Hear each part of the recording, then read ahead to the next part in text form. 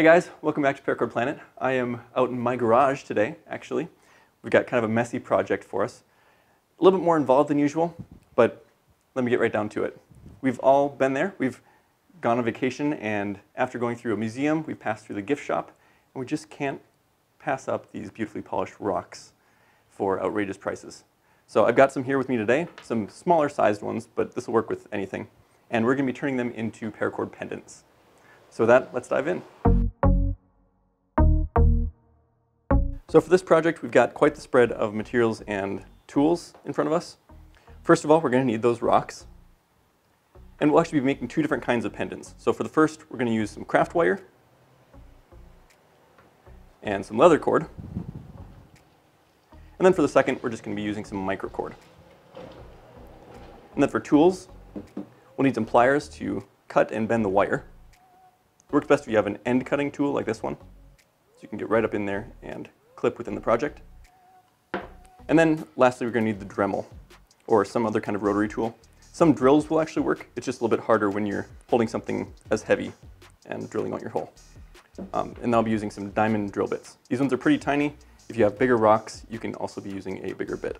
And then you'll also need a plastic container with some water in it. You don't want this container to be made out of anything breakable, so plastic is best. Something disposable is even better. And then you want your water to be just deep enough to submerge the rock under, but not so deep that it's going to be covering the vital parts of our drill or Dremel. So we're going to start out with the smallest of our diamond bits. That way we can kind of get a pilot hole started, and then if we need to, we can widen it later with another bit. And the smaller the rock, the more careful you have to be on these, as we're holding pretty close to where we're cutting. There aren't any sharp edges on this diamond bit because it's such a fine grit, so there's not as much danger, but this does have a tendency to jump around.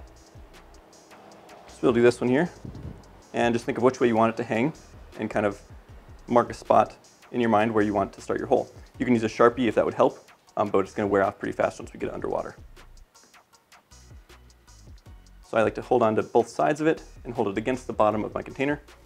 You got to be careful that you don't drill a hole all the way through your container, or you're going to lose all your water. So just keep that in mind when deciding what work surface to work on and such. So let's give it a try.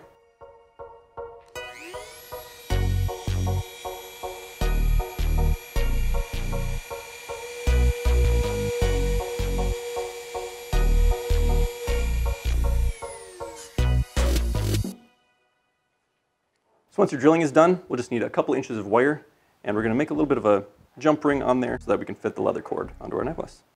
So I'm just going to make a simple loop through our rock right here, and then we'll be bending both sides, and just to keep the ends from poking into anything, we're going to give them a little bit of a decorative curl. So it's just a couple inches right here. I'll be bending this up. You don't want to bend it so tight that it's going to bind on the rock. So in this joint, we just want to curve that out a little bit more.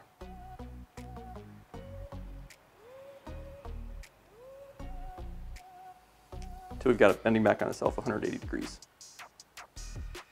Like that. Put our rock back on. And then with our pliers, we're going to bend it at a right angle.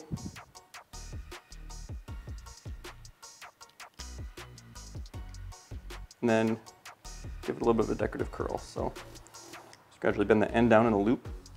We want the end to be pointing this way over here.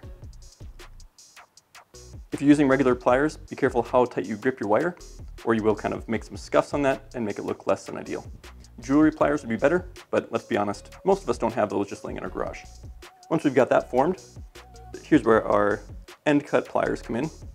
We just want to put that right past our joint and snip off our extra. If you need to, you can take your other pliers and flatten that out. Now we're going to do the same with the top side. We just want to fold that down in a 180 as well and put a curl going the other direction. And when you're done, it should look something like this.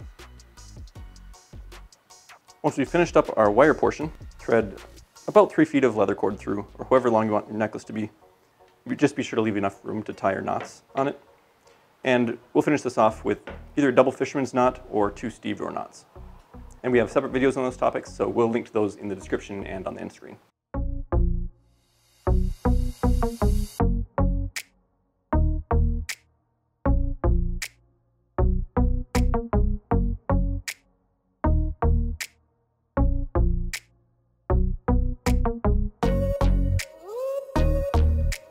So here I've got a second one with a hole already drilled. I went a little bit bigger this time. Not quite big enough for 550, but we're going to be putting microcord through the hole. And we'll be using a dropper loop knot, which I will show in this video, but if you want to use a different knot, we also have a video on 6 different pendant knots that you can use with paracord. So for this one, we'll just thread it through the hole, leave enough cord on either side to actually make that clasp and back like we did with the leather cord. Then we're going to take the cord and put it in a loop with our working ends going opposite directions. And then where they're parallel, we're going to twist that around itself, as many times as you want, but 4 or 5 is going to be good.